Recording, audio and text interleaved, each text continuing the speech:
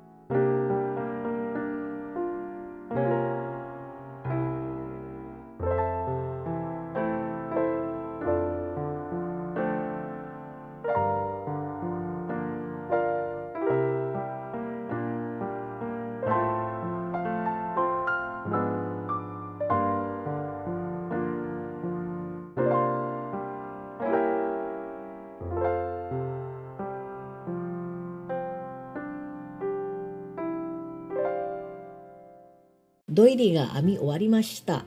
とってもシンプルなグラニースクエアのドイリーです。このナチュラルな色がとっても気に入っています。ワイヤーフルーツバスケットにもよく合っています。ご視聴ありがとうございました。次の動画でお会いしましょう。